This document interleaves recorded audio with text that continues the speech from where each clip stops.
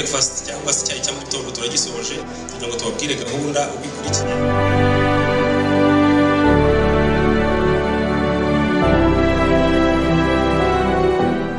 So we appreciate all the distinguished guests here present from World Bank, IFAD, and from other organizations.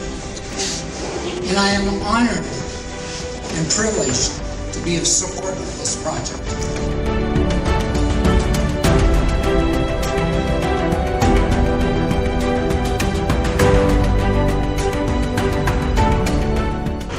Aho turi buze gutangirana no gusura amata twakira atubereka uko turimo dukoresha ingufu zikomoka ku mirasire.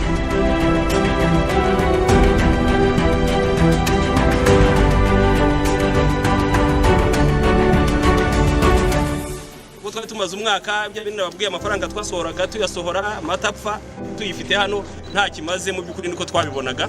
Hanyuma baje bahereye kuri iyi mushinga ukomeze bahereye kuri iyi barayivugurura.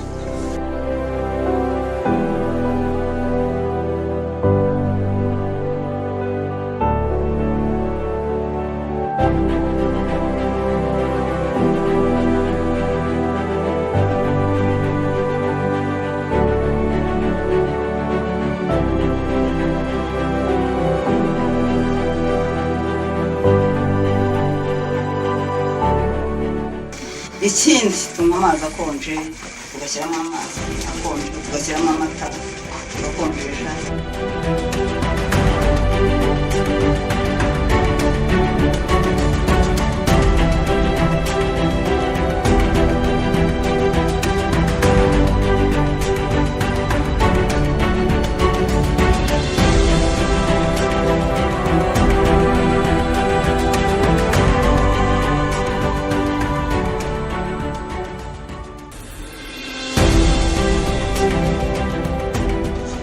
Rero dufate neza ibikorwa byacu bya mbere tumaze guhabwa tubibyaza umusaruro tugirira akamaro.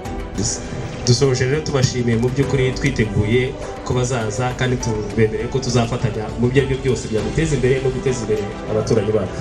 Thank you, and we hope you'll be back another time so that together we can find solutions to make this area much more beautiful and useful to the community.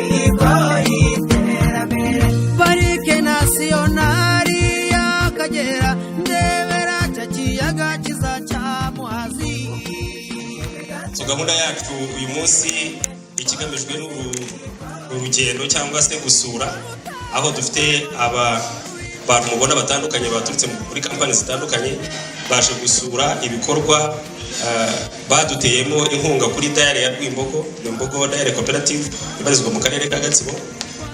Today's program, as you saw on the invitations, it's about a tour to Rwimbogo DAIRIES cooperative. We are going to visit the systems that were installed there. Breakfast cyangwa se icyayi cya mu gitondo turagisoje kugira ngo tubabwire gahunda ubikurikiye. Now we are through with the breakfast, and following is going to be the program we're going to follow throughout the day. Tugiye guhaguruka hano twerekeza kuri DAIRIES ya Rwimbogo ibirometero nka 12. We're going to leave this place, going to Rwimbogo Dairy Cooperative Headquarters, about 12 kilometers drive. Aho twibuze kuba dusura ibikorwa bijyanye n'imirasire dukoresha cyangwa se aho dukoresha ingufu zikomoka ku zuba dukonjesha amata. We're going to see a solar powered cooling facility at the MCC, the Milk Collection Center. Igikorwa cya mbere twatewe inkunga n'umushinga wa Sandenza ufatanye na IFAD. That's the first project which was implemented in collaboration between Sandenza and IFAD. So tuvaho ngaho turaza gukomeza mu mafamu aho tubuze gusura umworozi umwe mu rugo rwe nanone ufite agafurigo gakoreshwa n'imirasire gakonjesha amata. From there we're going to visit a household nearby of one of the members who is using solar energy to cool his household needs using a DC refrigerator from Sandenza. Mayanga turakomereza mu mujyi wa Kabarore, mu mujyi wa Gatsibo, aho nanone umuterankunga yadufashije tubona kura ya litiro 500 nayo ikoresha imirasire y'izuba. Then we'll proceed visiting smaller systems compared to the one we have seen at the MCC, now at a medium milk collection point and milk collection selling point at Kabarore first. Tuvuye turajya aho twita Gitoki cyangwa dukunze kwita finance nanone tureba kura ihari yakira amata ku banyamuryango bari aho ngaho Rwimbogo Kiburara cyangwa se n'abandi bari mu murenge wa Gitoki. Then we'll see another cooling facility installed in Gitoki sector, it's a nearby center. So we'll be doing like a round tour, MCC household, then the MCP. Turaza kuba dusoreje ibikorwa byo gusura nanone duhurire hano kuri ranch. Hanyuma nyuma gato dusoza saa 11 zuzuye twasabwa kuza kuba abashyitsi bacu yakwa Claude urabibabwira ko twifuje gavana yifuje twagomba ko turi hamwe na nyakwa gavana hano ntabwo yabashije kuboneka kuko impamvu z'akazi ariko yifuje ko tubigira vuba ibyo dukora tukaza kumusigira iminota nka 30 aho abashyitsi bari buze kumusanga ku ntara bakaganira nawe. From that time we'll be coming back here for lunch. It will be a little bit late lunch, but it will still be lunch. And we spare a few minutes. We're now with the mayor of Gatsibo district, who is going to talk to you right now. But the governor of Eastern Province, the 7 districts that are making Eastern Province, his office or the headquarters are on our way back to Kigali. So he requested us to have a stopover of 30 minutes for a kind of winding up. So we'll try to manage the time so that we do all the reach Kigali early in time. Nagira ngo rero nari ndimo mbabwira urugero rwa ko rugende twihutishije nagira ngo sabenya ko meya aze aduhera abashyitsi kaze nyuma ye turakira Mike kuva muri Sandenza company dukorana umunsi kubuna ari tugeza no ku bandi baraha ariko mu kanya gato nagira ngo wenda ntangire ku kantu ko kwerekana just ntabwo turi butinde ndasaba nko kwibwirana cyangwa kuvuga abigenzi baraha tugiye gukora gato tukabona kwakira meya. Yeah, we're going to have a short remark from the mayor of the district, which will be followed up by the representative of IFAD Green Tech Project from Sandenza, Mr. Mike, who is going to briefly tell us what we're going to proceed with. So we are not able to ask everyone to say their names, but we're going to try to say the groups that are making us here. So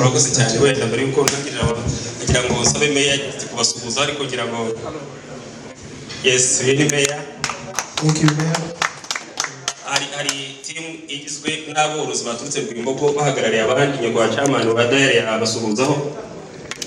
Mr. Chairman of the RDC cooperative. Yeah, cooperative. Hanyuma abanyamuryango baje bamuherekeje mwese mwasuhuzaho ba. Cooperative members of Rwimbogo Dairy.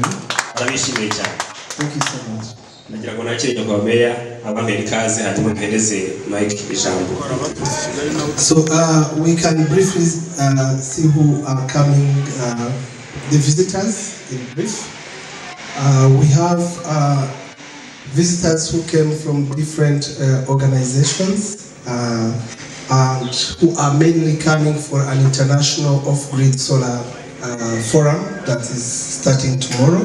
It will be taking place at Kigali Convention Center. So it was really a privilege to have this lot of time before the forum. I'd like to ask, but Mike will help me doing the presentation. The groups, the big groups that are coming. Turakoze iyi nama ihuriranye, iki gikorwa gihuriranye n'inama mpuzamahanga izakorwa ejo, kugira ngo amubahereze Mike ababwire. Briefly, we have the World Bank. World Bank. Clasp. We have CLASP. Yeah, we have the Trust Fund, Energy Saving Trust Fund. These are the big teams that came from. Yeah, but also in Rwanda, we have also teams that came from Rwanda. We have Energy Private Sector Developers, EPD. We have other cooperatives that came. We have the AKIB. We have RDC representatives. And we have Haifa International, actually. Sandenza I didn't mention because he's a host. We have Rwanda National Dairy Platform. Yes. We have African Energy, distributor of African equipment. Cooling Center of Excellence. We have the Energy Cooling Center of Excellence, Maurice and the team. That's the Cooling Center of Excellence, but we also have Energy Center of Excellence. Both belong to the University of Rwanda. Isaac.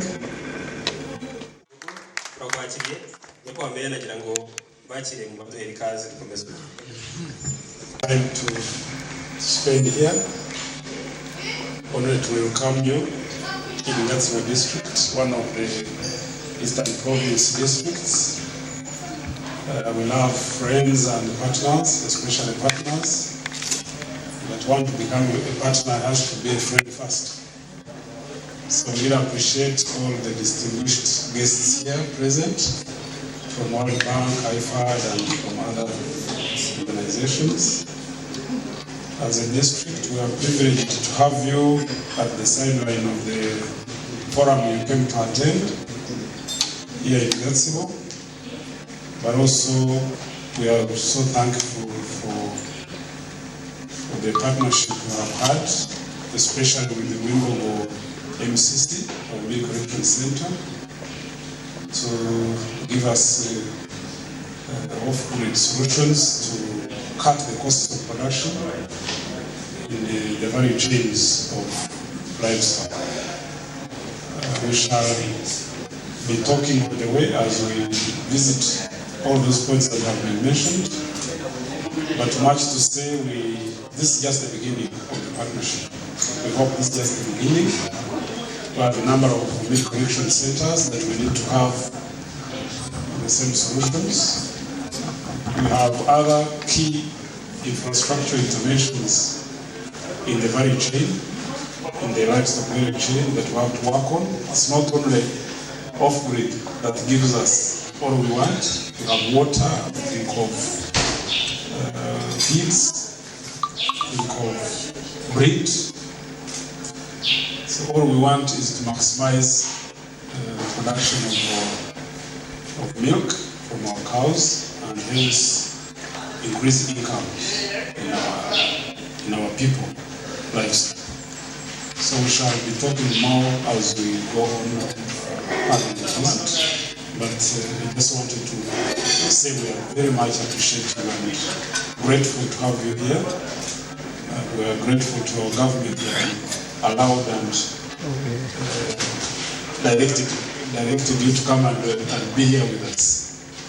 So with that said, I will switch to the local language so that mu rusobe rw'ibintu byinshi dukenera harimo ibiryo by'amatungo, harimo amazi y'amatungo, harimo aho inka ziba nahoze mbabwira ibintu byazo no grazing numva babyumva kugira ngo rero tugire umusaruro uhagije w'amata ni uko dukora kuri ibyo byose. Hanyuma kandi iyo umusaruro wiyongereye n'amafaranga yiyongera, abantu bakaba bagakira bajya muri bwa bucuruzi bushingiye ku mworozi, tubona inka z'umurimbo ahubwo tukazibona nk'inka zigira. So with that said, colleagues, partners, I will request that we go into action. Go visit the headquarters of Rwimbogo MCC, see the solar panels and the impact they have brought.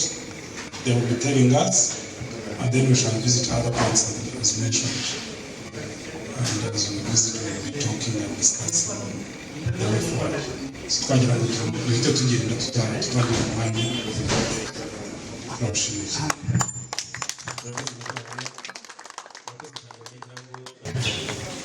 Morale, everybody.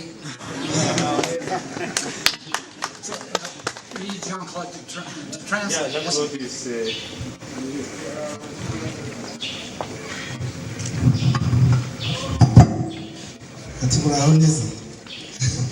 So we're here to celebrate and learn from the achievement of the Rwimbogo Dairy Co-op.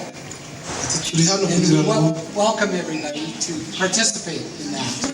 turaje kugira ngo twishimire ibyo twabasha kugeraho hamwe na cooperative ya Rwimbogo ya dairy, kandi tunigireho kubyo bagize. So I would like to, like the district mayor said, this is a milestone. It is just the first step of many steps. Ati nkuko nyakubahwa meya yavuze, turishimira intambwe imwe duteye mu ntambwe nyinshi twifuza kugeraho hamwe nawe. And I'd like to pay gratitude to the people, the two people that are responsible for this step. And without Jean-Claude and without James, we would not be here today. Anagira ngo ndashimira abantu babiri turi kumwe hano, James umuyobozi wa cooperative nanjye Jean-Claude wa company dufatanya, ati uko iyo batagira uruhare muri ibi uyu munsi ntabwo twakuba turi hano. It is their vision, dedication, and hard work that brought this first phase into reality. Ati nukubera intumbero yabo yo kureba kure, ubwitange no gukora cyane byatumye tugera kuri intambwe twateguye. And I am honored and privileged to be of support of this project. Ati kandi nshimishijwe no kuba naragize amahirwe yo kugira nanjye uruhare cyangwa inkunga ntera uyu mushinga.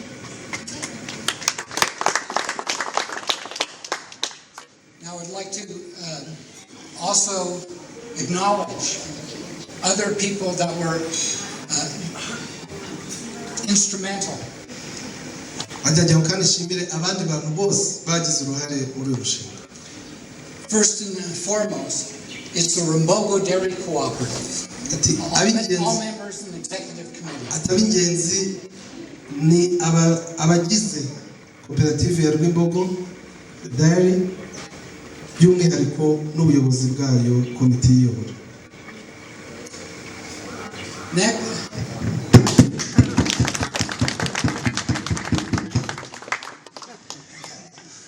Next, I'd like to call attention to African Energy. Patrick and Moise were not here. They provided all the equipment, the design, and technical expertise. Kandi ashimira company yitwa African Energy, company yo muri Amerika icuruza ibikoresho bya solar, kuba baratanze ibikoresho byose twakoresheje bya kalite nziza kandi bakanafasha muri design, mu kwiga inyigo ndetse no muri installation.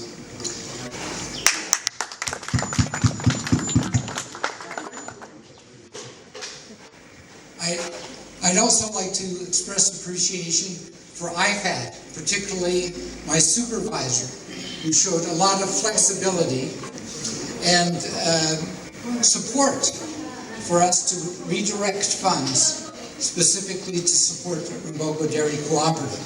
Kandi ndashimira IFAD muri rusange by'umwihariko umuyobozi wacu utabasha kuba hano uyu munsi ariko yari yabyifuje kubera yuko bemeye yuko hari amafaranga yari gukora ibindi ariko abivamo arahindukaza mu gikorwa cya Rwimbogo kitari giteganijwe mu mushinga w'ibanze.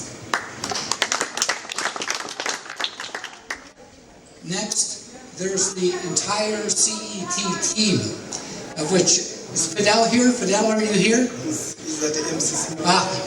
Marjorie. Marjorie? Francoise.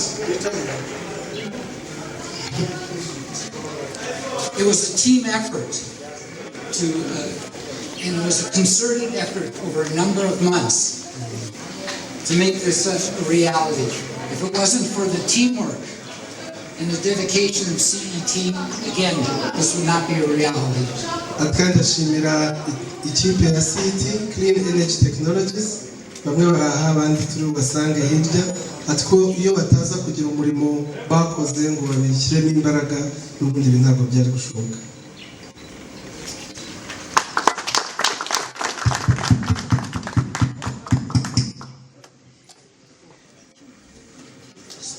So again, this is the beginning. Enjoy the tour, and I'd like to close by expressing my appreciation for Paul Kagame, the leader of the great country of Rwanda, and everything that Rwanda has overcome and achieved.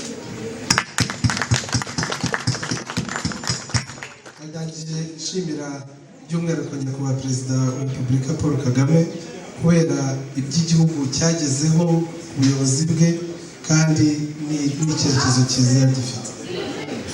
Murakoze cyane.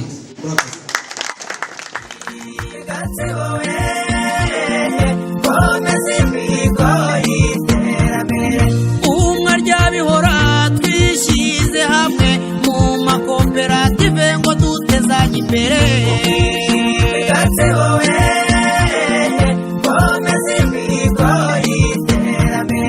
Imirenge iseko ndetse n'andi mabanki bidufasha kuzigamira ejo hazaza.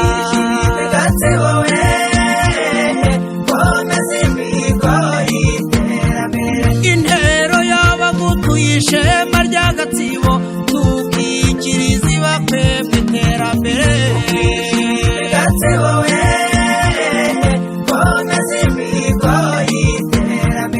Ikwakira n'urugwiro bibiri aho turi buze gutangirana no gusura amata twakira atubereka uko turimo dukoresha ingufu zikomoka ku mirasire.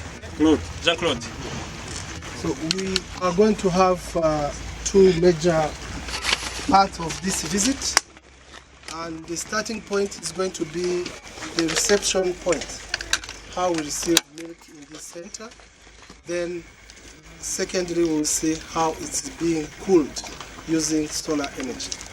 Hanyuma turaza gusoza tubereka noneho uko iyo mirasire idufasha kubona energy uko yestaye. Umutekinisiye araza kubereka na control room uko twakira ingufu tukazigahindukamo umuriro. Then the last part is going to be the visit to the solar power plant.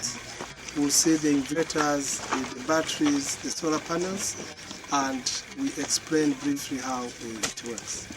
Ariko mbere yuko dutangira iyo process mbabwiye nagira ngo munyemerere mu izina rya chairman wa DAIRIES mbabwireho gakeya uko twari tumeze mbere yuko tubona ibikoresho n'akamaro byatumariye. He's going to give us a brief background on behalf of the cooperative chairman. You saw him previously, and compare it to now, how things are. Twari dufite ikibazo gikomeye cyari kimaze no kugera ku rwego bigoye ku bayobozi, aho twari dufite umuriro mukeya nkuko bibona hano. Umuriro ugera hano ni monofaze, aho twakiraga amata y'aborozi bari hano barabihamya, tukayakira ku munsi litiro zigeze ku 4,000, umuriro wabura ayo mata agapfa uwo munsi. The cooperative faced a serious problem of power supply. First of all, as you can see, the power line coming here is a single phase.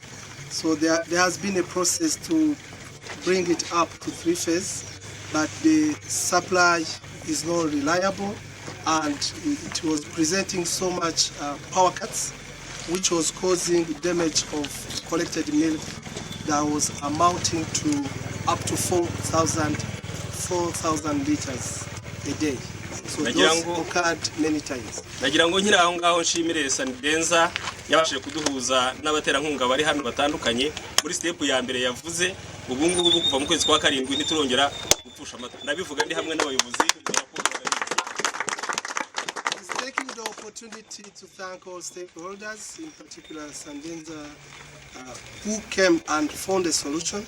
And now from July up to now, those cases of having spoiled milk because of power supply never occurred anymore. Girango urakoze cyane. Girango icyo gihe nyakwa Mike yambaje raporo mubwiye ibyo ngibyo mubwira ko umwaka ushize wa 2021 twari tumaze kwangirika aho amata y'abanyamuryango akostinga miliyoni 5. In the 12th month before the installation of this system, the cooperative had lost production equivalent to 5 million due to power cuts.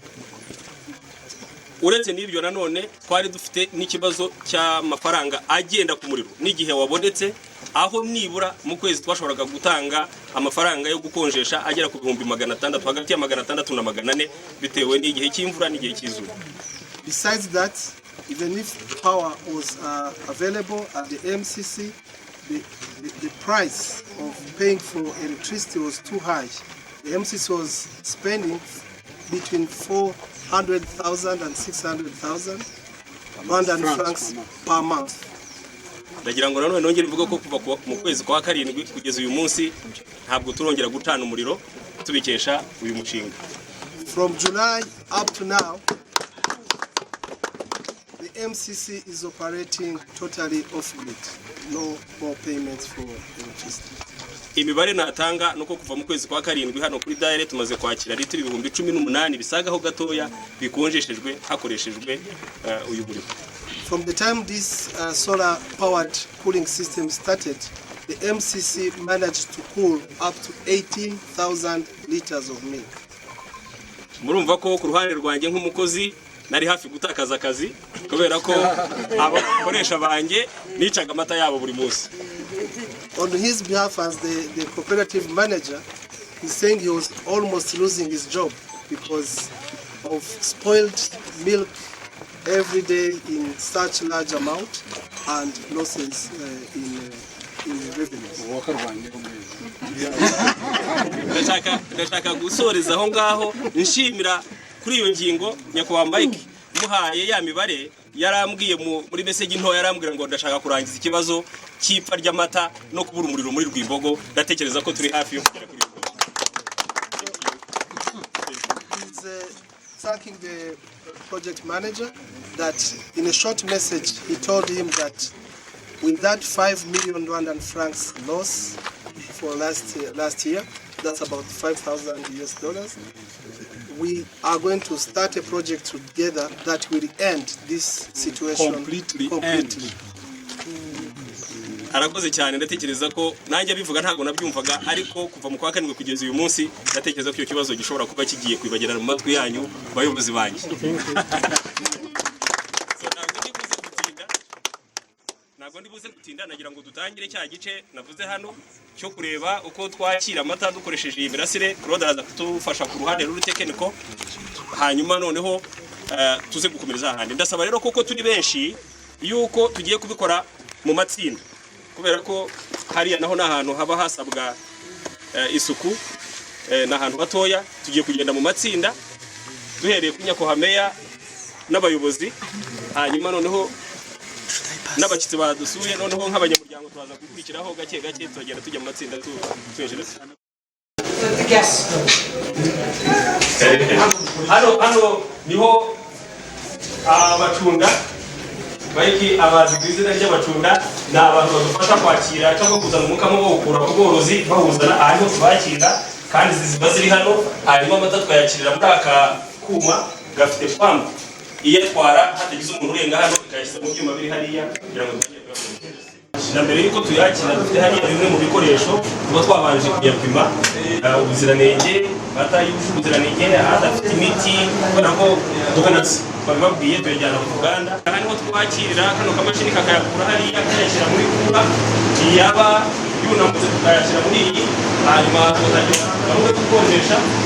Nk'uko mubona hari inyuma niho umuriro uvuye muri control ubuze kubereka uhinduka mu by'ukuri ingufu ugahinduka watsi zikenewe, noneho ugakura ugakonjesha isukura, amata akaba mazima, ugasigaza no kuyapakira n'ubundi ukoresha ka kamashini ugapakira muri tanga y'imodoka ukazibona hariya. You can come forward. There's enough room here. Nagira ngo nongere mbabwire yuko aha niho twakirira, nk'uko mwabibonye twakirira hariya dukoresheje kagakura hariya amata amaze gupimwa ameze neza, kayashyira muri izi kura. Izi kura zombi zifite ubushobozi bwo kwakira litiro 5,000, hanyuma tugakoresha dukoresheje za ngufu tubuze guca hariya mu kanya dusohoka mu birere. This is part of the reception point where you saw it was where actual reception is taking place, testing, and then it is pumped through this pump into the big coolers. Here we have 2 coolers. One is 2,500 liters each. Okay. They're both exactly the same. They are different brands, but the volume is the same. So we have another room up that has 3,000 liters. Basically, we can receive 8,000 liters per day. 5,000 and currently, the cooperative is receiving up to 4,000 liters, but in the operation that is going on and all the initiatives to increase milk production, we are hoping the cooperative to raise our production up to the maximum of 8,000 we have here. So we are 50% production. How many farmers does the cooperative? How many farmers? Yeah, Rwimbogo sector ifite abanyamuryango cyangwa aborozi benshi, ariko uyu munsi turakira amata y'abageze kuri 200. There are many farmers around, but the farmers who are supplying milk to this cooperative are members. So there are 200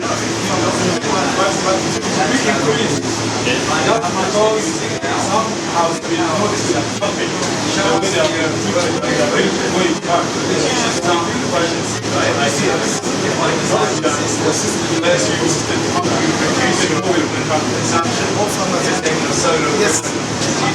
How are these systems maintained? Like, who contributes to maintenance of these systems and the solar panels? The cooperative. Aha naho gushimira mbere dukoresha umuriro byaratugoraga, nabyo nta mafaranga menshi twatangaga, ariko uyu munsi kuri iyi system dufite abatekinisiye ba CPT company dufite, iyo hagize ikibazo icyo ari cyo cyose bava i Kigali bakaza bakabikora. Clean energy technologies must deploy technicians who are supported the in-house team for the maintenance and troubleshooting. We have in-house strength if they need support from our company. This for now still in the reliability period for 2 years, but later on the cooperative will take charge of the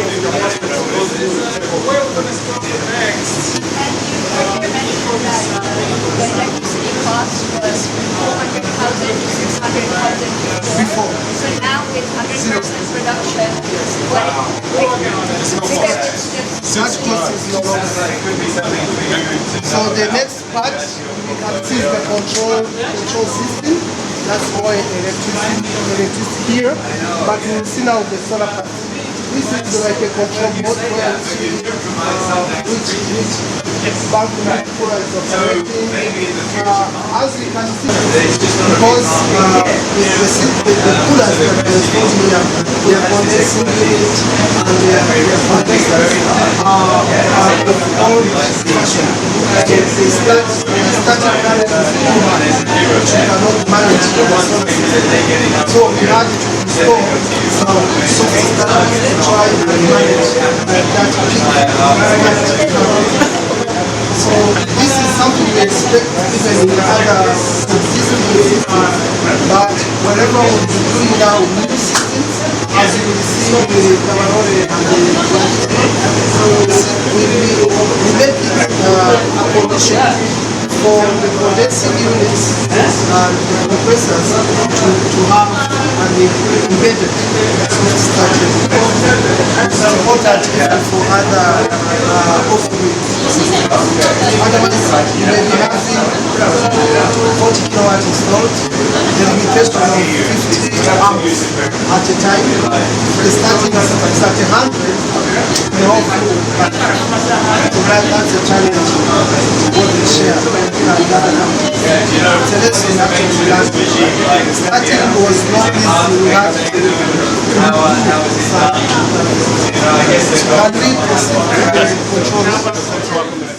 n'umunani. Iyi mirasire rero yari ihari mu gihe uyu mushinga wa Sandenza wazaga kudutsura, yari ihari ariko imaze umwaka idakora. Twari twarayihawe n'ubundi ku nkunga ya IFAD binyuze muri Minagri, Minisiteri y'Ubuhinzi n'Ubworozi mu Rwanda, ariko yari ihari idakora. Kuko twari tumaze umwaka bya bintu babwiye amafaranga twasohoraga tuyasohora amatapfa tuyifite hano nta kimaze mu byukuri niko twabibonaga. Hanyuma baje bahereye kuri iyi mushinga ukomeze, bahereye kuri iyi barayivugurura ku buryo ifite kilowati 20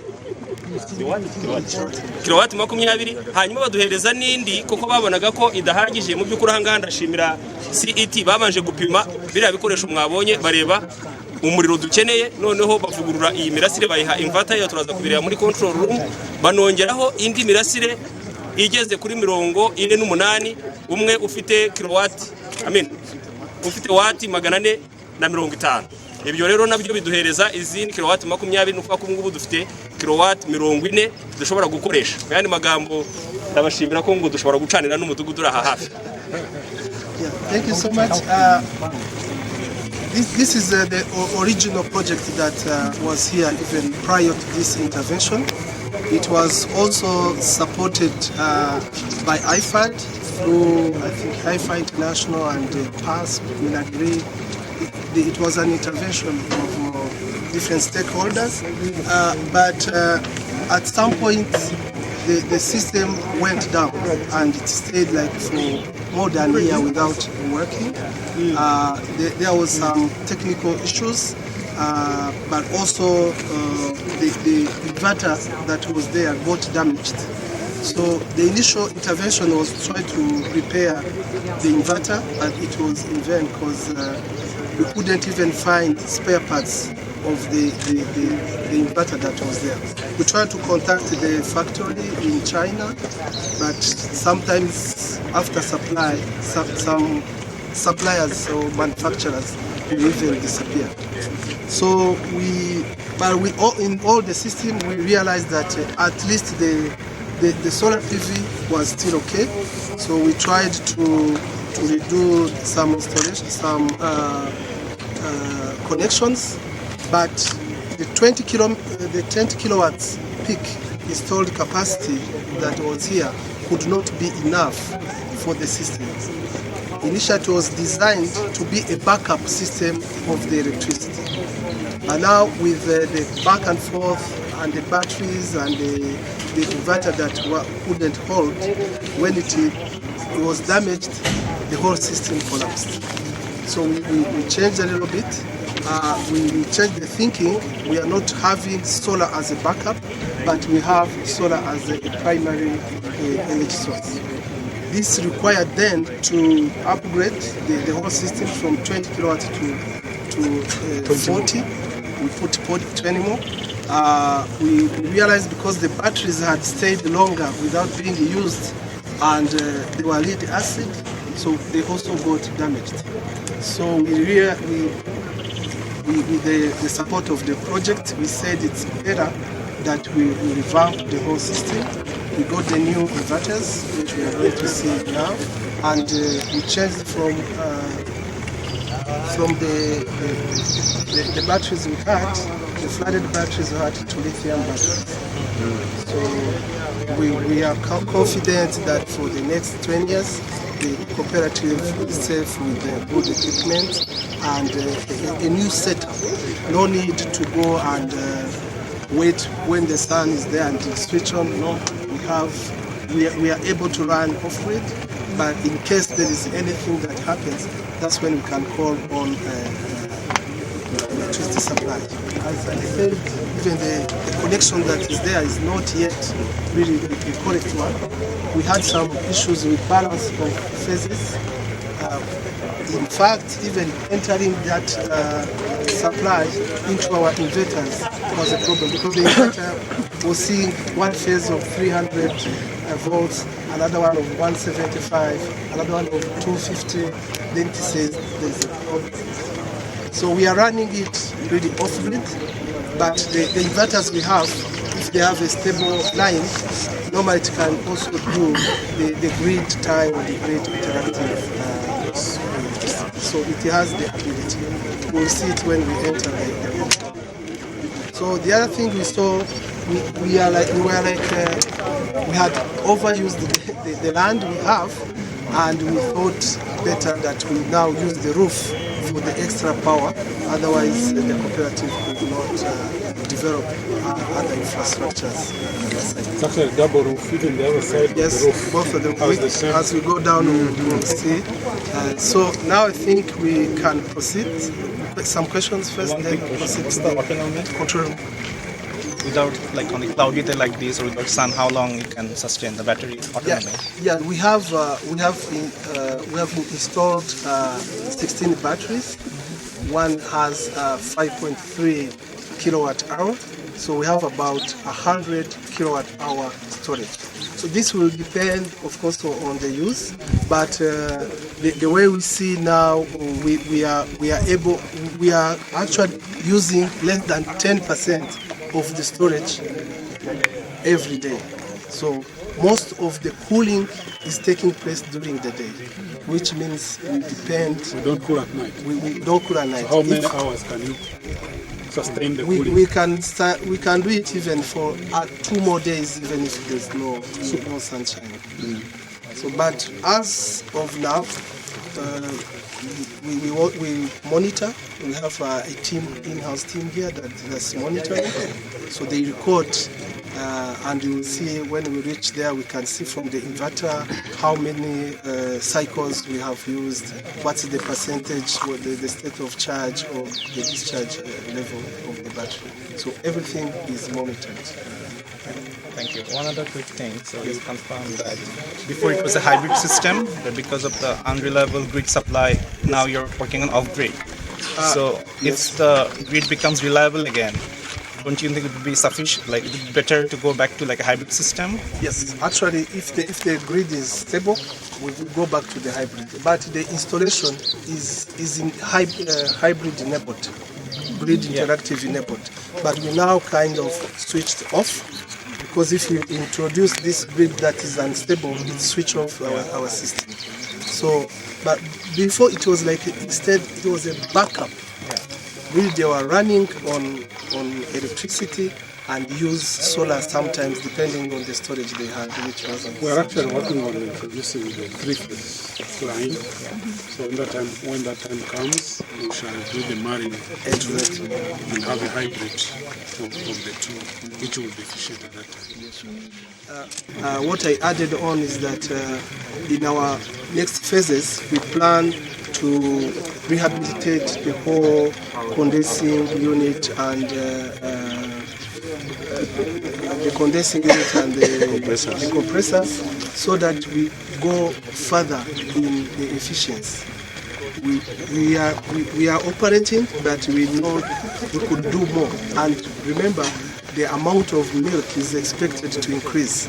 So we'll need to be much more efficient, use less of the batteries as much as possible, because the less you use the batteries, the longer they will stay.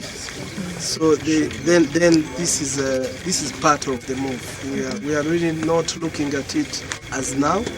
Now we have 4,000, but we are expecting 8,000 with the next phases of the project. So can we move, and because I know there are more questions inside there. Yes. Yeah, kid. I went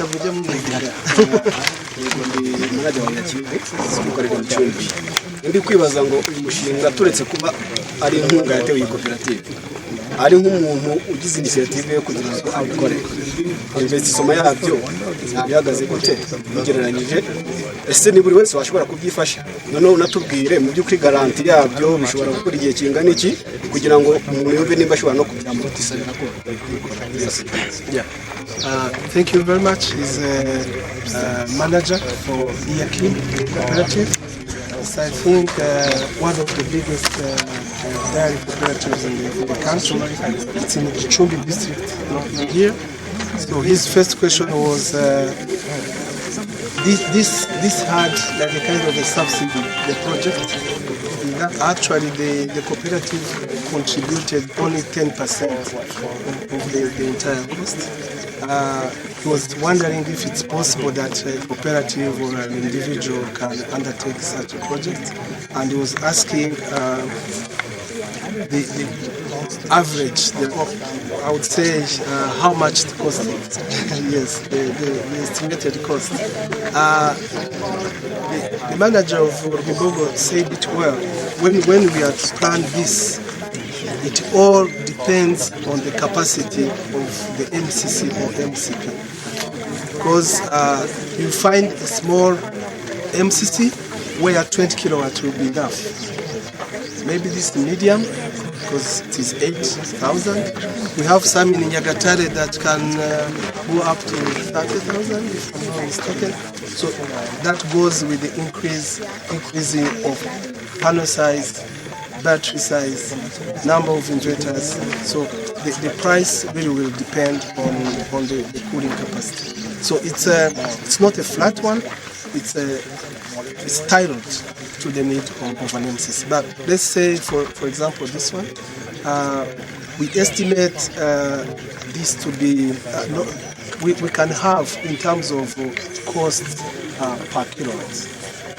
So the cost per kilowatt for this type of installation will vary between $2,000 and $3,000 per kilowatt peak installed. Okay, then we go back and try to explain. That will mean if you install a 40 kilowatt, that's a system like this, it will cost between 80,000 to 120,000 US dollars. These are panels, inverters, and batteries. That's what I can do. No, that one is not included. Because what we do, we try to use what is existing.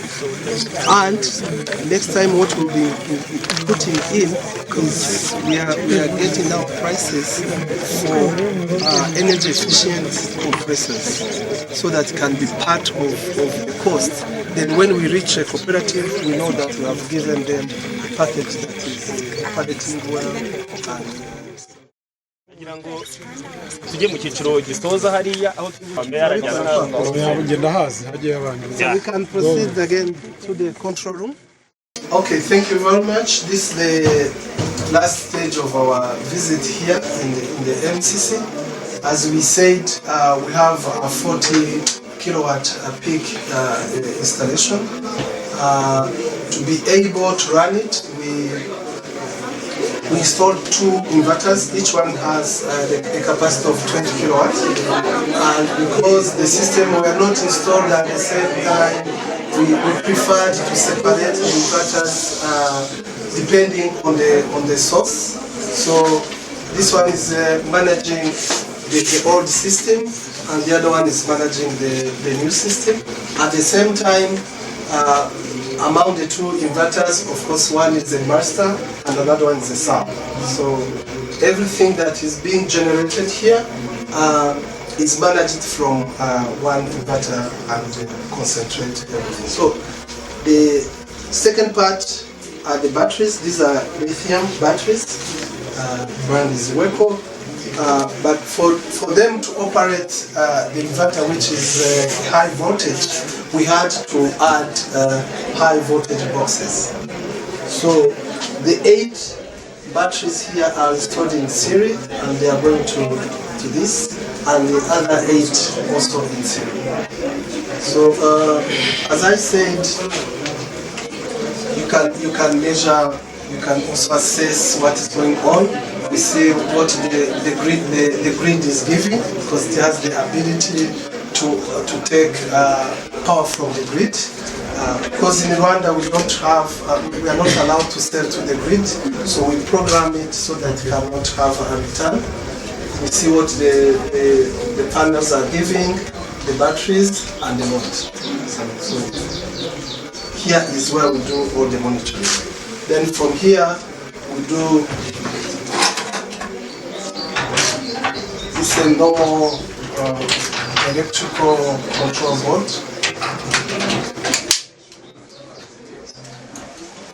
Round key. From the consider. Okay. So from the control board, you can see we have where the power from the grid can enter. We have a provision for the bypass. We can have the 2 inverters switched off or on. We have the current controllers, and this is where power from the inverter is entering, and this is where the inverter is giving power towards the production line. So what we have here again, we can use them on grid, off grid. So this is really from the inverters to the supply, but we can also have power from the grid coming into the inverters. So everything is compacted. Yeah. For some of you guys who are electricians, we are used to seeing 48 volt or 24 volt in solar, but this system is operating at 400 volt. High voltage, 400 DC, 400 volt DC. Yeah. And why is that? Why is it? Because it needed a bigger capacity. This is an 85 kilowatt hour, and it is very hard to do that in 24 volt or 48 volt. It's not efficient. So that's why they use it. Plus these inverters, 20 kilowatt, usually they come in higher voltage. Smaller systems like 5 kilowatt, 3 kilowatt, 10 kilowatt, there you can do 48 volt, but once you go higher, you're dealing with a lot of current. So the alternative would be to have so many inverters. Lesser current. Exactly. You feel like pushing a lot of water in a small pipe.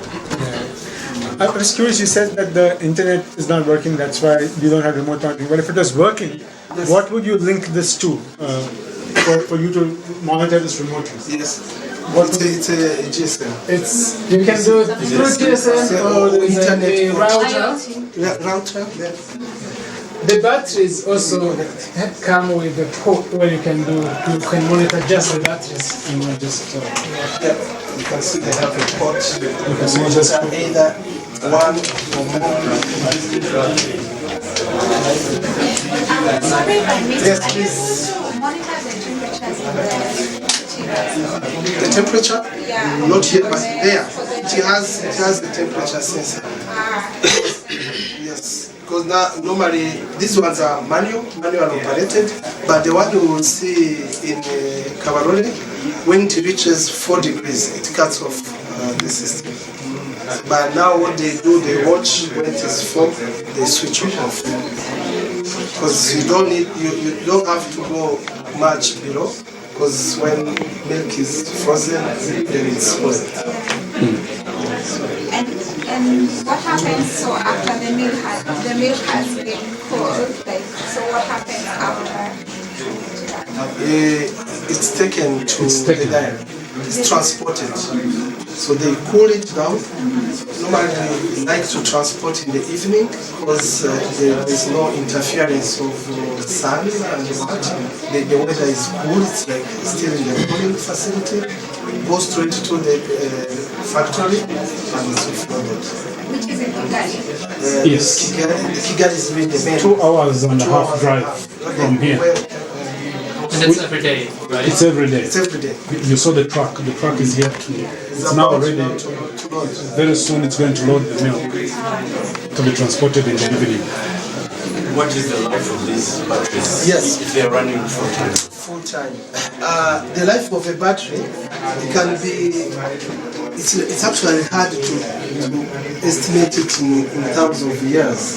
The best way to estimate is in terms of cycles, because like one battery can be 600 cycles, and this one has 7,000 cycles, which means if you run them cycle-wise every day, they will last for 20 years.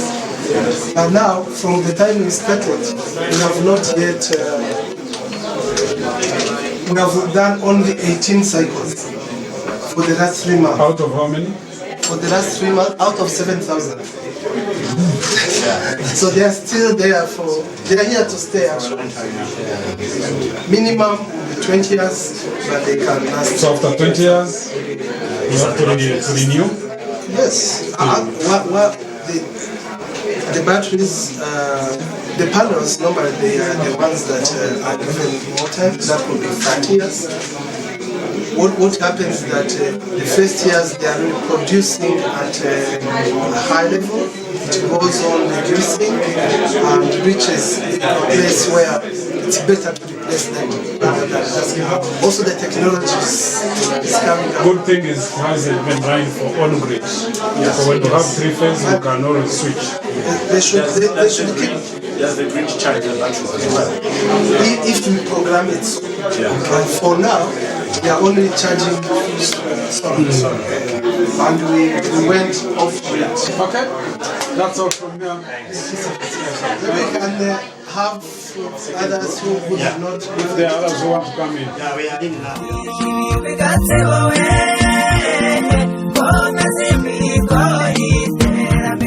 ubworozi bw'inka buduha amata ifumbira umusaruro ukiyongera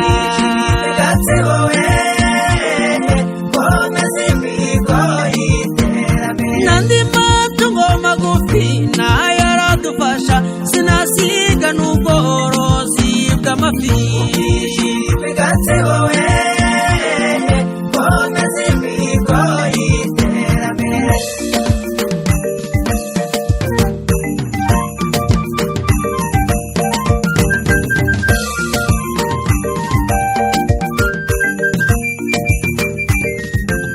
kuri household dushobora cyangwa se ku rugo tumaze gutanga cyangwa guhabwa izigeze kugurisha mu by'ukuri koko ni discount baduhaye cyangwa se batugabanyirije izigeze kuri 40 ziyamaze guhabwa abantu batandukanye urumva ntitwasura abantu 40 tusuye mwebwe kugira ngo turebe niba hari akamaro byabagiriye n'icyo mubona cyakosorwamo. Mani bongera umugisha murakoze cyane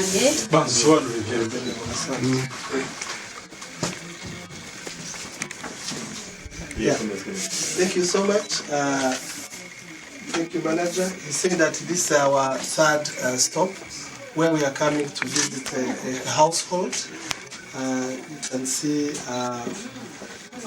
we call them our mothers. They are like the mother of the whole community. And there are 2 mothers there and their daughter. And they are part of the cooperative, and they benefited a fridge, a solar-powered fridge, which they bought on a discount as part of this project. These are manufactured by Sandenza Refrigeration, and they use it for household use. but also milk conservation in particular. As you see, they are really living on a farm. I will ask.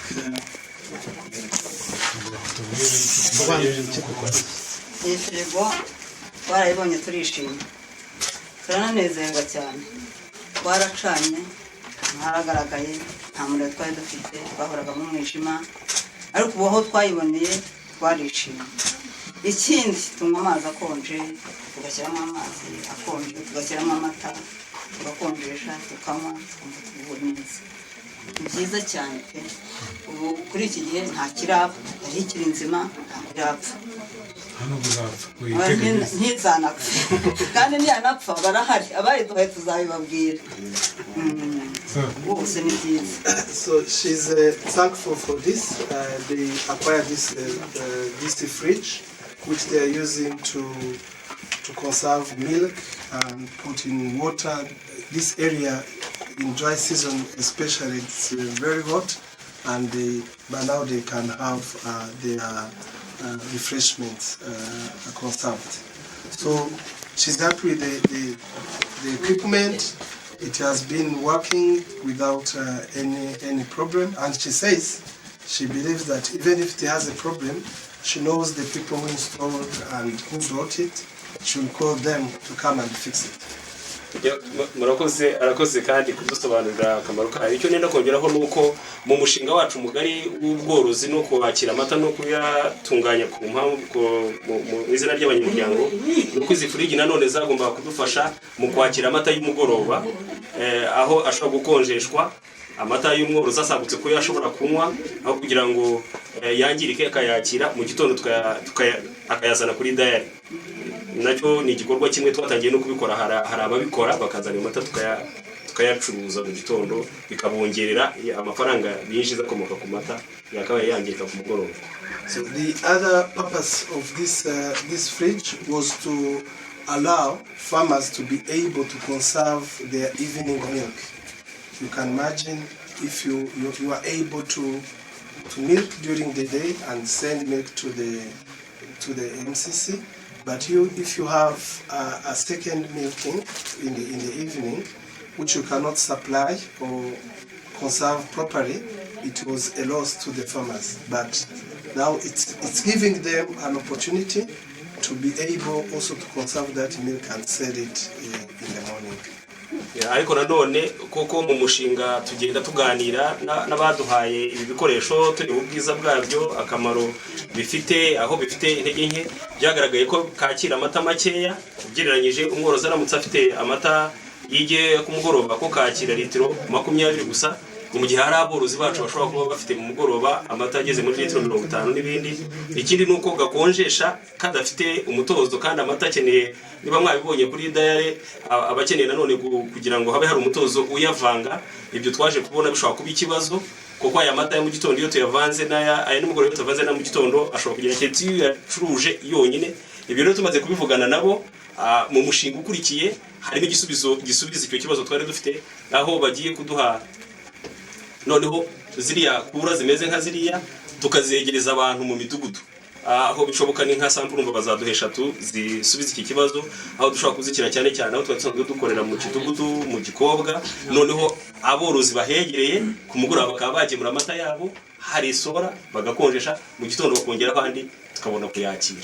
Yes, for the purpose of evening milk solution, we encountered some challenges. One, the size of the fridges were small to be able to respond to the needs of most of the farmers, as you saw the size of farms here. But also, as far as the quality of milk is concerned, if you observed well, and we will see it again on our next stop near Nende Hotel, we have an agitator in the milk cooling system. The observation was that milk that is kept in this fridge, yes, will be cool, but it has not followed the same course of kind of rotation and homogenization, if I would say so. Then when it is mixed with the milk that was already in the cooler, sometimes it brings in it goes bad. The bad fat and the milk can go bad. So we, as we said in the further steps of this project, we realized that instead, the third thing is about quality checking. This will require that quality is checked at each household, which is a little bit difficult because when it is already cold, you'll not be able to do some types of tests. Murakaze ababyeyi ndi umuturanyi wabo ntuye hano hakurya gakeya uyu mushinga rero twarabakiriye turabushimira ibintu bibiri icya mbere abayobozi twari twarabazengereje tukabahamagara batayapfuye twari tuzi ko abakozi bacu ari bayica bashaka kutwiba ariko batubwira ngo amashanyarazi ntariho kandi natwe tukabona arahagera bata amashanyarazi ni makeya tugaterana amahane bigatuma duhora dufite urwikekwe tugahamagara meya tugahamagara mbese tugahora mu bibazo bitarangira rero byatumye twishima cyane. So he's saying that first of all they are very happy of this project because previously when they experienced many instances of milk going bad so often, they were looking back to the management of the cooperative and say, maybe you are the ones spoiling this milk. Why is it happening so often, yet there is electricity? And now when they saw the results, they are happy of what ikindi rero nuko mwabonye tudufirigi dushobora gukonjesha yaba ari amazi yo kunywa irizuba muraribona uko rimeze yaba ari amata ukeneye amata akonje noneho no kugemura amata nimugoroba uretse ko ari make cyane ni amata litiro 20 kandi nabwo kuri dayari barakubwira ngo uzigemure zonyine utayavanga n'ayandi kubera yuko nta bushobozi buba afite kujya avanga n'andi ashobora gupfa urumva rero ntabwo gafite imbaraga nyinshi cyane ku buryo kashobora gukemura ikibazo. Yes, also the fruits that were distributed, it's helping them to have to keep their refreshments, milk and water in good state, but also be able to conserve the evening milk. But as mentioned before, the cooling capacity is small for a productive use perspective. Yes, in your home. Could I ask a question? Yes, please.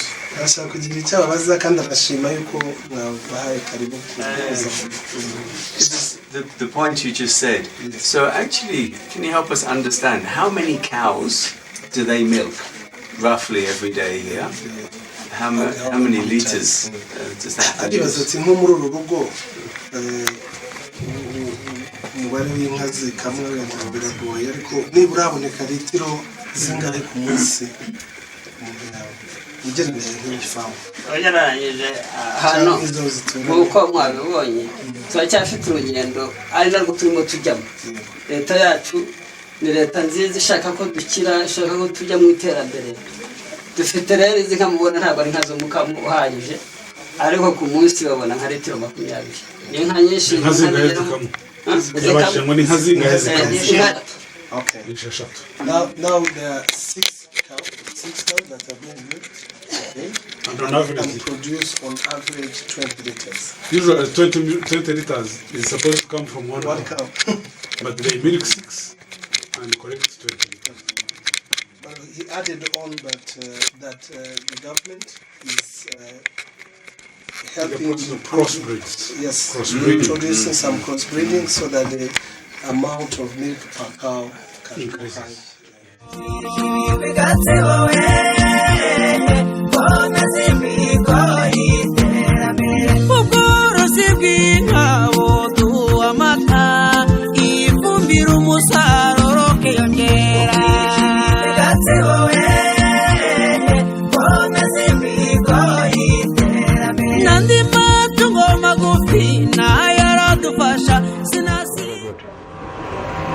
Mwiriwe nanone nk'uko twababwiraga hano ntabwo turi buze wenda gutinda ariko mu by'ukuri harimo haratwereka mu byo twahozemo kuva kare iyi nayo ni kura ya litiro 500 ariko hano murumva ko dushobora kuganira kandi kura ikora, ari nabyo ngira ngo twahoze dusobanura ko mu baterankunga mu bitekerezo twagiye tuganira na ziriya kura mu by'ukuri nazo zizavugururwa ku buryo bishobora gukora. Babibonye ko bazamura bigahagarara, ariko biri automatique ku buryo iyo ubukonje bugabanyutse irongera ikisubizaho. Nabo rero uyu ni umwe mu mishinga twavuze twatewemo inkunga na Sanidenza n'abandi baterankunga bafatanyije nayo. Thank you very much. This is one of the points. It's a Kawarore branch, dairy business. In this area, there is no actual collection, but it's a selling point because it is nearby a township. So many people are coming here to buy milk to use for local consumption. So milk is supplied to Nyaje, but also the local community needs to have a portion of milk supplied. So milk is coming now from the milk collection center in Rwimbogo up to here, and it is poured in this facility. It's a 500 liters cool tank.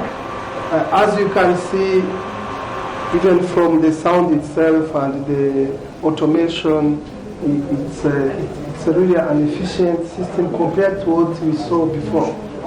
And we want to be able to run this at even bigger scale, because energy-wise you'll be consuming less and having better results. Then what? Sorry, what's the comparison? That means that the cooling system we have here is energy-wise more efficient than what we saw before. We remember we had issues. There was a big sound. We had issues with the starting current, which we don't experience here. And this is well regulated. When the temperature is reached, which is set, it can switch off itself automatically and switch on when needed. That's why, for example, if you open a little bit, there is some heat that is entered. Then when you close back, it will sense that there is a change, and we start that. So abanyamuryango nabo wenda badare bari bataragera hano, bya bindi duhora tuvuga yuko tutazi urugero rw'umuriro twabaga dukeneye, tutazi imashini uko zagombye kuba zimeze, nibyo yari arimo asobanura.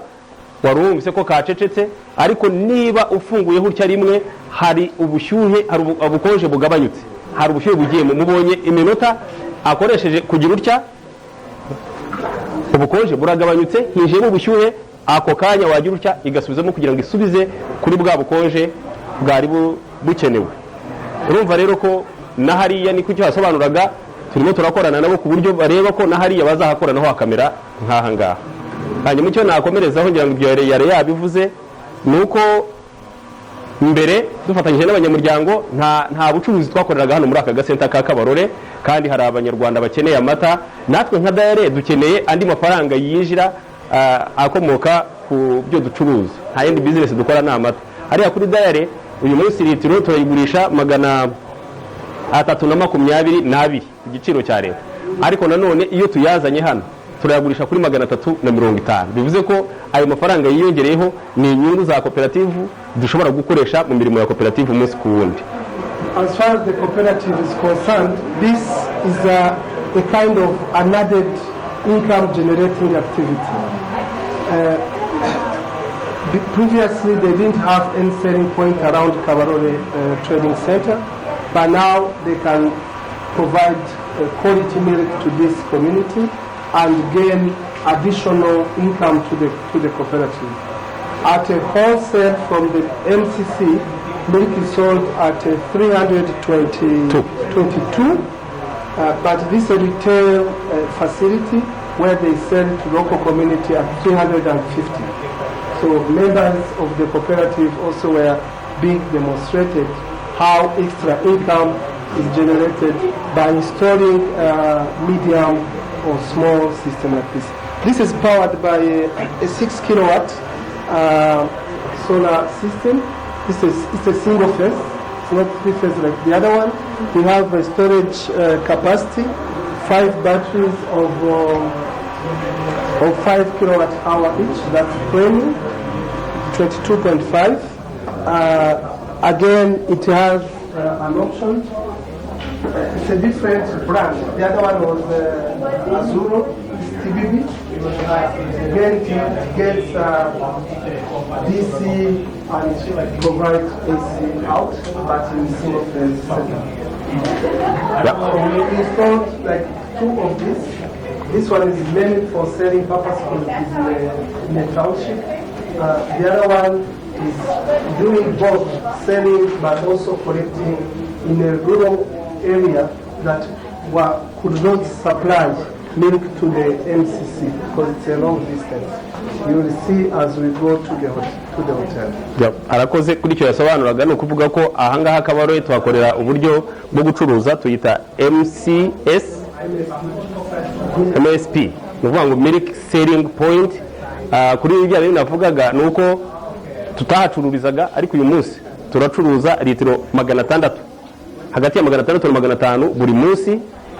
Ubu ngubu kuva mu kwezi kwa karindwi nk'uko twabivuze tumaze gucuruza litiro 38,000. Urumva ko for the local consumption, this is selling between 500 and 600 liters a day, this center. And from July when we started the project, they have already sold 38,000 liters. So it's really an income that came to the cooperative, which they could not have otherwise. Local 36,000 liters here for the last 3 months. From July. How much do the farmers get paid per liter milk? 300. 300. 300 on the You sell it here for 350? Yes. Yeah. Because we transport milk from the dairy up to here. 300. They get paid 350.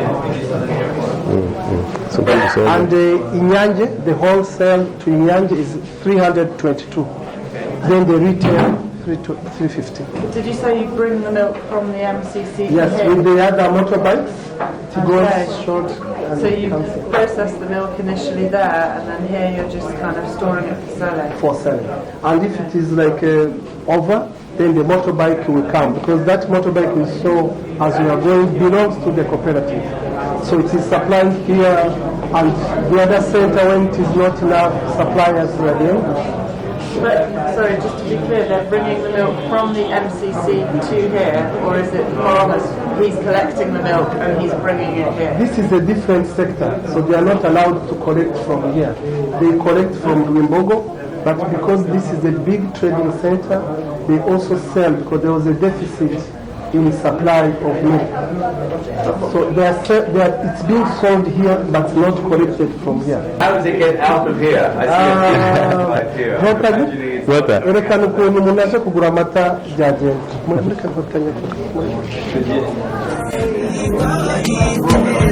Amavuriro yarubatswe hirya no hino bwisungane mu buvuzi turafashanya. Introduce them and this is their pressure. We funded this way. She's called Janine. She's in charge of this point. She's like an accountant, and this is the one that works with him. She's Innocent. So they are part of the workers of the cooperative. Thank you for hosting us. Iyi kula ikurinda ikonjesha amata ku kigero gikenewe mu gihe kingana iki? Tuvuge iyo bashyizemo amata bayazanye ashyushye bakayashyiramo ya moto ya mbere izana amata avuye mu borozi bitwara amasaha angahe kugira ngo akonje biceceke? Ntabwo ntabwo byarenze iminota 15 y'amata angana iki litiro 200 akaragera kuri 4 aba yakonje kugira ngo agere kuri 4 igahagarara iyo yuzuye cyangwa ari make? Ari make. Iyo ari make abase kuri 200.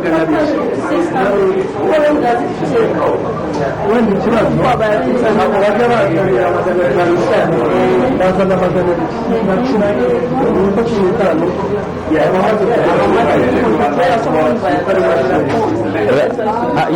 Ya moto ya mbere ya mu gitondo hari moto izana amata avuye nka kidungudu ashyushye uyashyizemo yo yatwara nk'igikimwe. Asanga bwa kabiri ashyushye asanga konje rero byari igihe kugira ngo uzarebe bashyizemo ashyushye. Yeah. So there was a question here, but which you could not answer satisfactorily because of it is pre-cooled, so it's not easy to measure that 100%. It's not coming from the farmers. Maybe when we go to the next year, because for them they receive milk from the person and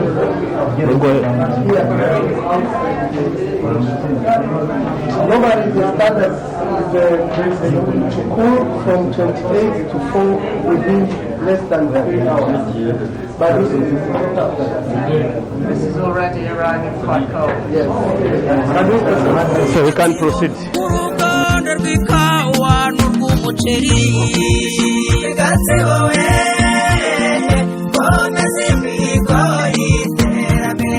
Umwe ryabihora twishyize hamwe mu makoperative ngo dutezanye imbere.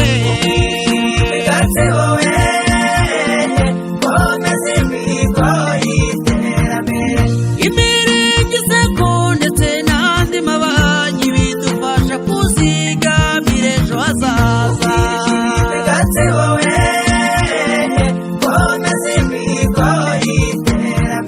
Intero y'abagutuye ishema ry'agatsibo tukikiriza ibakwe mu iterambere.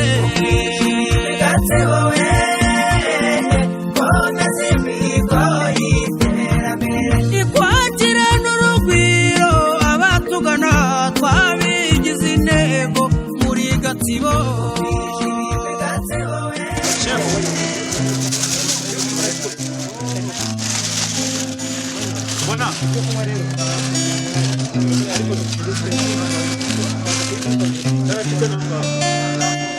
Vaya kwagira chef itunganya, vaya kwagira. Bona.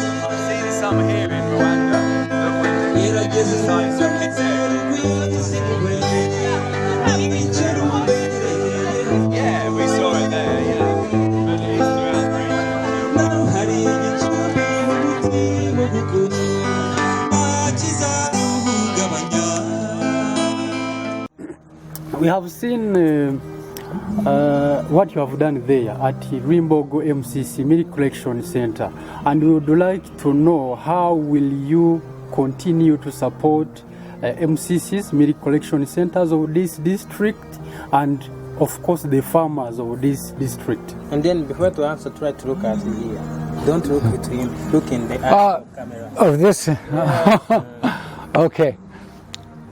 So first of all, I have done nothing. The work has been done by Jean-Claude of Clean Energy Technology in collaboration with James, the manager of the Rwimbogo Dairy Co-op. It is their initiative and their vision, and I'm operating in support of their efforts. They decided what they needed, they decided how to spend it, and the strategy, and I was honored and privileged to be able to help them. And to answer your other question, how am I going to be able to support them in going forward? Now, I manage the IFAD Green Tech grant, and that grant is just about over. And I'm running out of money for that, so I won't be able to continue funding. But I will continue to work with Jean-Claude and James and help them with the project in any way I can, whatever I'm doing. So the challenge we have is to secure $1.5 million. So if there's anybody out there that wants to be part of this initiative and contribute to it, please contact us. We would love to hear from you and tell you about what's happening in Eastern Province and the great vision here to lift up the entire dairy sector, with Rwimbogo Dairy Co-op being the model, the pilot project. The vision of the Deputy Mayor, the vision of the Governor is to replicate that and spread it across the whole province. It's a very big challenge with the new milk processing plant going into place in December. So how can we get the sector to increase their milk production, particularly in the dry season, to be able to meet the demand to everybody's benefit? So I don't know the answer to that, but we will do our most to solve that puzzle. Okay. Thank you. asigara bari busigare ariko twaza no n'abagenda nabo bakajya Kigali kugira ngo bagereyo ku gihe. Ubwo nkuko twasuye ndavuga ku banyamuryango ba Rwimbogo, mwabibonye yuko imirimo igiye gukorwa cyangwa se iyakozwe. Gukora ibintu rero biroroha, ariko kubicunga cyangwa no kubikoresha neza nacyo ni ikindi. Ndizera neza yuko ibyo twabonye sinshidikanya neza yuko iyo ufashe neza ibyo wahawe bitanga amahirwe yo kubona ibindi. Rero dufate neza ibikorwa byacu bya mbere tumaze guhabwa, tubibyaza umusaruro, bitugirira akamaro, bigirire n'akamaro abasigaye hirya cyangwa se abandi batabihawe. Ko nta mahirwe kuba twarabihawe, ntabwo tugomba kubikoresha mu bwiru, tugomba kubikoresha ku buryo bigirira inyungu n'abandi banyarwanda, kandi bikanafasha n'ababiduhaye ko bashobora no guhereza n'abandi, kuko babiduha kugira ngo bitugirire akamaro, ntabwo biduha kugira ngo tubipfushe ubusa. Ibyo rero iyo tubikoze neza bidufasha kuba twashyikira ikindi cyiciro. Ntabwo murabizi, twaganiriye mu gitondo, umuyobozi w'umushinga yavuze ko ari intambwe ntoya itewe mu ntambwe nyinshi dukeneye gutera. Intambwe nyinshi rero zizaterwa natwe abahawe ibi ngibi. Ntatwaye umwanya munini, nagira ngo bereze Jean Claude umwanya agire bike bimwe muri ibi tuvuze byo gusezera no kwishimira ko twishimiye abashyitsi. Mu Kinyarwanda ngira ngo baravuga ngo abashyitsi ni abagaruka. Abashyitsi ni abagaruka. twabishimiye mu izina ryanyu mwebwe abahagaze abari hano nk'abanyamuryango mutari buze ku wenda gufata umwanya ariko muraza kubigaragarisha kumfasha kwiza amashyi dushimire aba bashyitsi bacu murakoze cyane. This was a vote of thanks from the manager of Rwimbogo Dairy Cooperative, reminding members that it was a privilege to have everyone here, and that whatever we managed to do in conjunction with the project is a great milestone, and you have to appreciate and make sure that we make good use of the infrastructure and equipment, but also try to spread the good news and the project in other areas. Narindi mushima ko abaterankunga baduhaye imvugo nziza cyangwa se icyizere yuko mu gihe aka kantu ari gatoya ari ntambwe ya mbere duteye ibindi biri imbere tukaba rero tubizeza yuko tuzabijyanamo neza kugira ngo n'intambwe zisigaye tuzazigereho. Also reminding that given that this is the first milestone of the wider view or vision of a project, the cooperative members are ready to continue working with partners towards expanding the activities and making Rwimbogo a real center of excellence in these technologies. Dusoje rero tubashimiye mu by'ukuri twiteguye ko bazaza kandi tubemereye ko tuzafatanya mu byo byose byaduteza imbere no guteza imbere abaturanyi bacu. Thank you, and we hope you'll be back another time so that together we can find solutions to make this area much more beautiful and useful to the communities. Murakoze cyane. Thank you so much.